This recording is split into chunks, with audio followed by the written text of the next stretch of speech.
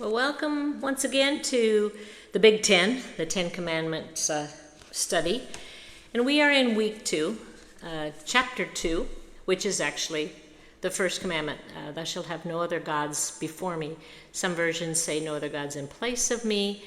The meaning there basically is no other gods in my presence, no other gods in plain sight, nothing in addition to or beyond what I am, as if I am God. You don't need anything else. We talked about a little bit last week about the fact that God does not want to be number one, the top. He wants to be the most. So he doesn't just want to be the top of your list. He wants to be most of your list. Not just I'm number one, I am part of everything you do. So it's kind of interesting if you think back, what did you do for the last 3 months? 3 months ago, what did you do? Now, in our life, we've had a lot of things happen in the last 3 months, just way too much. But it had been 3 months since they left Egypt. And how quickly we kind of forget where we've come from. We get caught up in where we are. So it wasn't too long since Exodus 15 that Miriam sang, I will sing to the Lord, for he has triumphed gloriously. The horse and rider he's thrown into the sea. The Lord is my strength and my song, and he has become my salvation.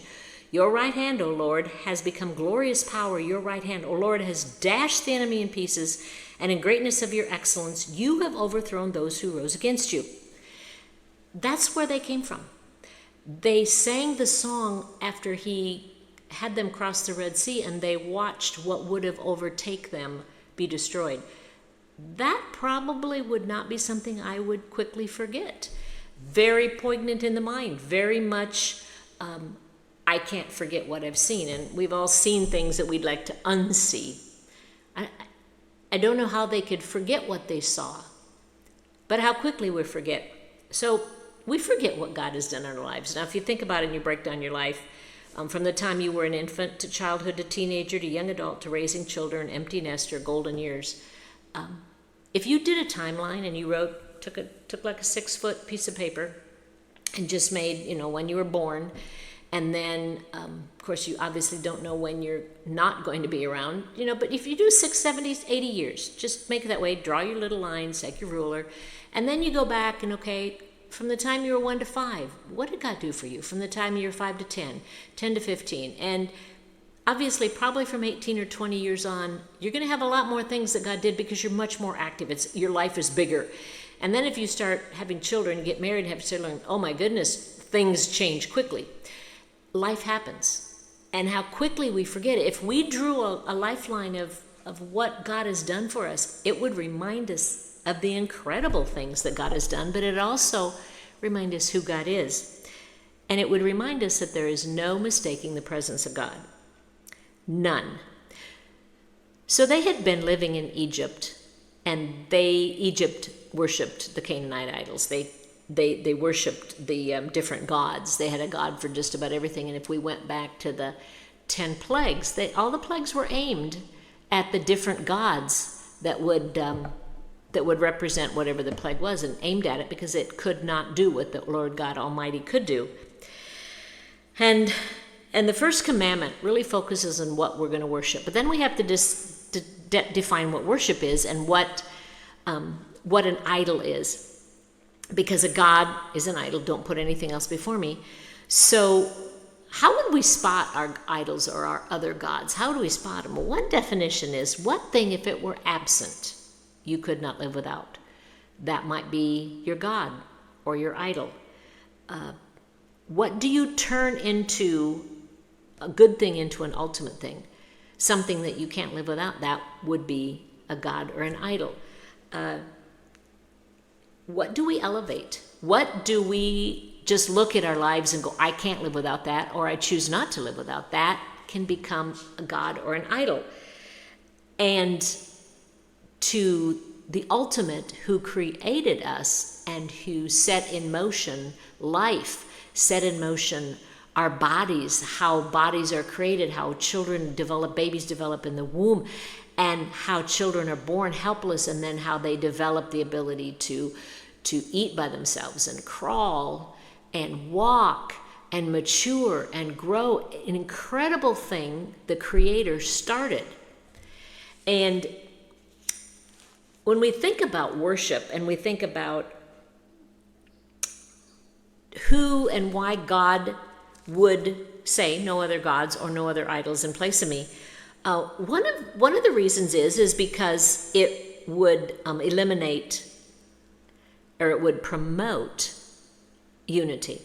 So by forbidding the worship of other gods, it's going to promote a unity because everyone is worshiping the same thing, and your religious differences are mostly brought on by the different things you worship. So if we all worship God, we are going to establish God as that ultimate authority, as the one who is the basis, the fulcrum of our faith. So if we worship God, if he is the ultimate, what we cannot live without, then we are going to, it's going to be a unified, because that's the culture we're worshiping with. That's what we all recognize. It also would guard us against the confusion of spiritual natures when there's many different beliefs.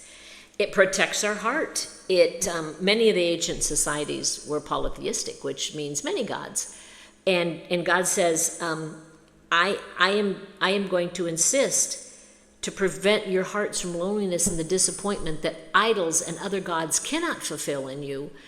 If you worship me alone, I am the one to fulfill your dreams and your needs. And if you think about it, God delivered them before he asked them to love him by obedience. Legalism says if you do this, you get this. We do it sometimes to our kids. We bribe our kids. Okay, now if you do this, you get this. That's not how God did it. God delivered them. God took care of them. God provided for them. And then he says, okay, based on what I have done for you, I'd like you to love me. And I want you to trust me, since I created you, that I know what love me means. And that means to obey me. And there's some simple ways we're going to obey me because I know how you work. I created you. So we really trust our heart in God's hands.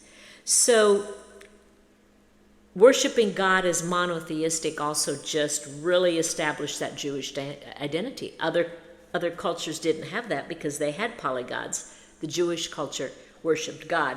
So faithfulness to God, actually, in what God is asking us, leads to a very unique moral and ethical plan of life.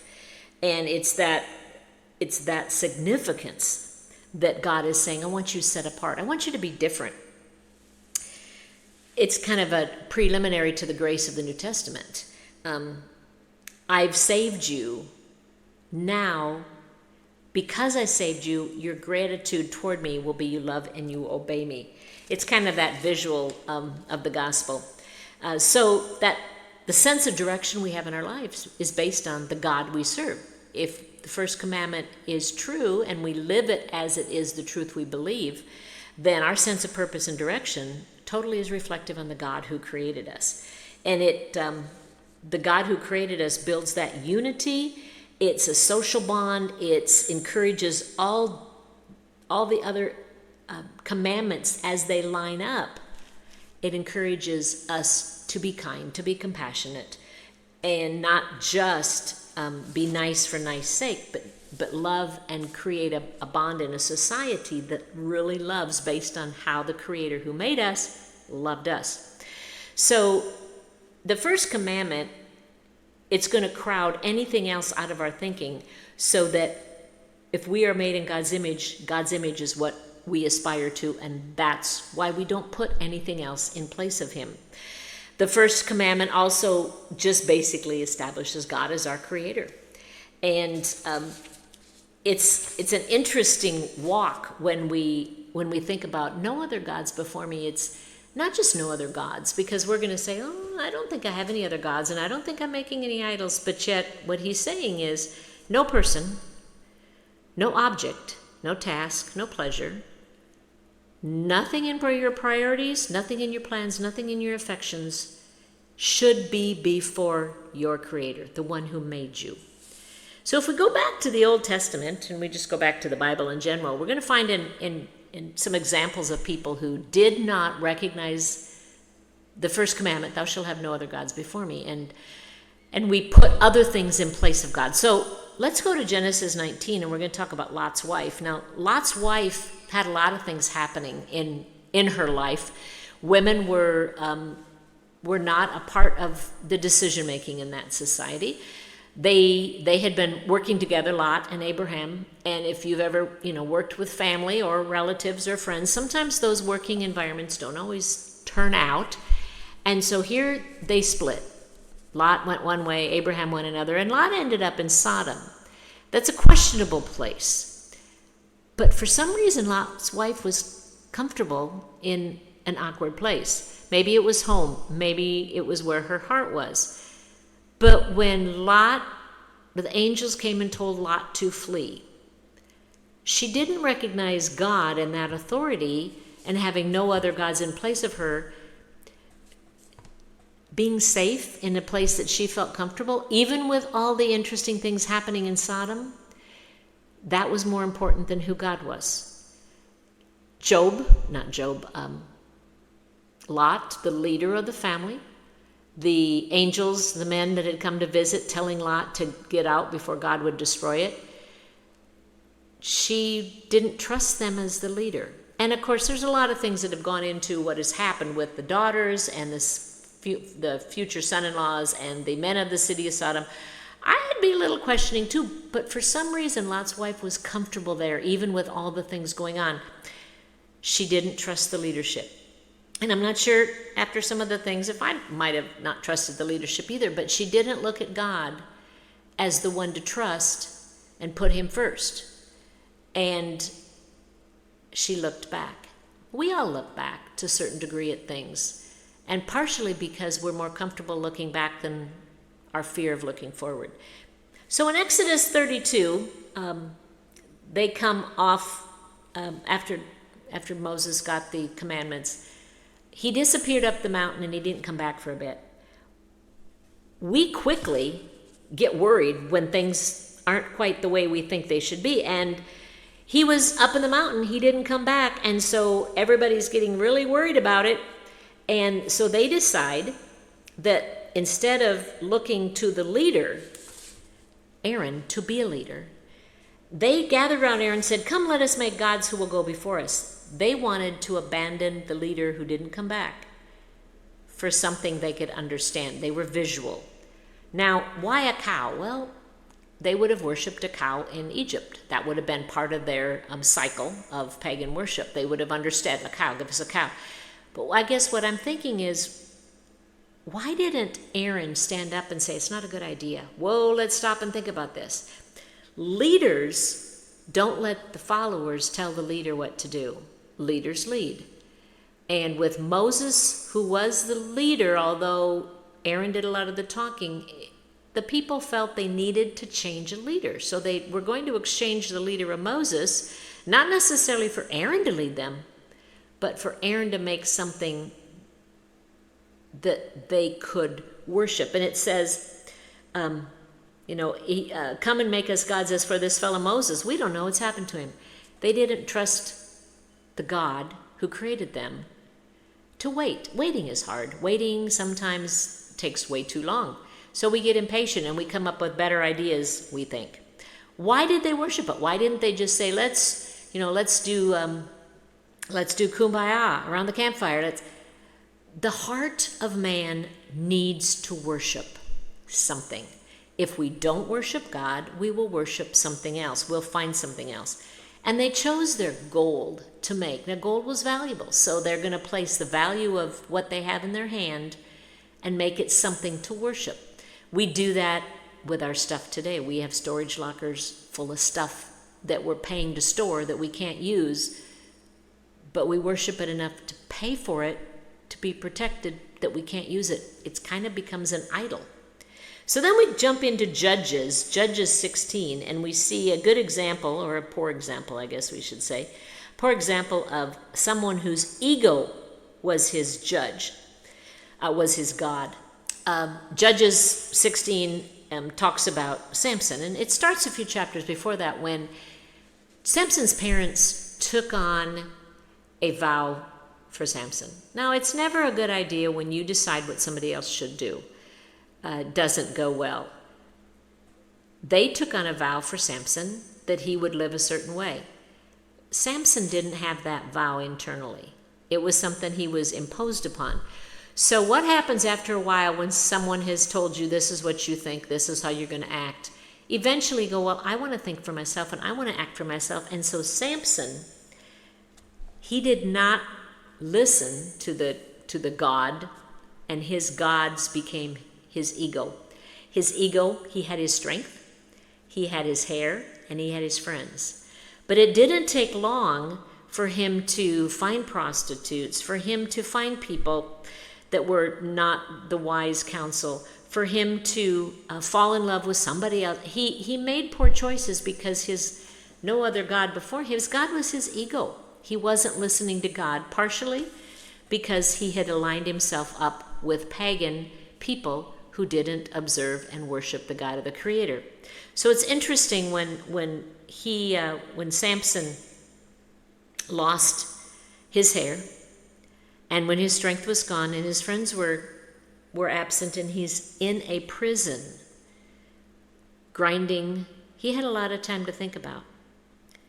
And when you have a lot of time to think about things, sometimes we come back to what gave us our strength, what gave us our pride, what gave us our mission in life. And in the prison, blinded, with his strength gone, he was running a grist mill. He was pushing to grind the barley or the wheat or the oats. He probably had a lot of time to think. And that's when we go back to leaning on the God that we've put other things in place of. And for Samson, it was his ego and his trickery and his slyness that by himself he pulled off pretty good, but he could not without the power of God. I think the most effective lesson that we can learn is in the New Testament. It's in Mark 10, and one of the things that we talk about with no other gods before me is what if you were to lose? What would be that ultimate that you can't live without? And a rich young ruler came to Jesus, and he called him good teacher. What must I do to inherit eternal life? Now, he was a good man. He did all the good things. He probably gave blood, and he probably had a sticker on that told him he gave blood, and he did all the things he should do. He was a good person. And it was obvious that he was trying to find that one other thing he could do to get eternal life. But he called teacher good teacher. That kind of tells us that he wanted to be good. He wanted to do the right thing. And there's nothing wrong with doing good and doing the right thing. But if that's our motive, so Jesus says, why do you call me good? No one is good but God alone. And then he says, you know the commandments. You shall not murder, commit adultery, not steal, not give false testimony, you shall not defraud, you shall honor your father and your mother. It's interesting that when Jesus says those, he starts with 6, 7, 8, 9, and then comes back to 5. He doesn't talk about the first 4. Thou shalt have no other gods before me. Thou shalt not have any graven images. Thou shalt keep my name, and you shall keep... He doesn't talk about those 4. Because what we find is the foundation of thou shalt have no other gods before me sets all the others up. If we get our foundation right, if we don't have anything else in place of God or in the presence of God, it's God alone, our decision-making is different. So this young man says, I have kept these from the time I was a boy. I've been a good boy. I've done all these things. I am good. And Jesus looked at him and loved him. Now, think about it. You sometimes give advice to people, and you just give advice. And maybe you like them, but you're not invested. But when you love somebody, and someone calls and asks for your advice, you're going to treat them differently because you love them. And Jesus looked at him and loved him. His heart went out to him. He was invested in this young man's heart. And he said, one thing you lack. And I'm sure at that point the young man's going, one thing, I can do it. I can be good. I got one thing and I've done it, nailed it. And Jesus is saying, go sell everything you have and give to the poor, and you will have the treasure in heaven. Then come follow me. And verse 22 said, "At this the man's face fell. He went away sad because he had great wealth. Do not put any other gods in place of me before me." This young man's money was his God. And he could do everything he could do with the commandments, but if it meant putting God first, the money was more important. And his face fell and he walked away sad because he expected to have another list. Check it off, I've nailed it. So, what does this mean for our living room? What does this mean for the things we're going to do every day? Well, Matthew 22 says, "Love the Lord your God with all your heart, your mind, your soul." Don't put anything in place of God. So, the commandment is kind of an allegiance. What do we mean when we talk about allegiance? Well, we all know the Pledge of Allegiance to the flag of the United States. But allegiance is where our loyalty lies. And there's many times when my allegiance to something is out of duty, not out of love. And I treat it differently. So if I'm only being dutiful, like the young man, he was doing his duty and being good. But his heart wasn't in it because his heart didn't have God as the premier number most, not number one, number most of everything he controlled. He had all his things he'd done, which were good, but he was not allowing God to be the most of everything that would be affected in his life. God would affect his money. God would affect his time. God would affect... He had done all the commandments, but not the first one that mattered most of all. So foundations, cornerstones are crucial so that the structure you build upon them stands. We know that's true. If you have a foundation that leans, your building is going to lean. If you have a foundation that's just crumbled rock, it's not going to stand. If you have a crack in your foundation, stuff can get through and your building's going to be compromised. So the first commandment sets that foundation that all the other commandments are built upon. Do not have any other gods before me, in the place of me, in the presence of me, beyond me, next to me, in addition to. Do not have any person, any object, any task, any pleasure, nothing except the Creator of the universe, who made you, who knows you, and who loves you. See you next time.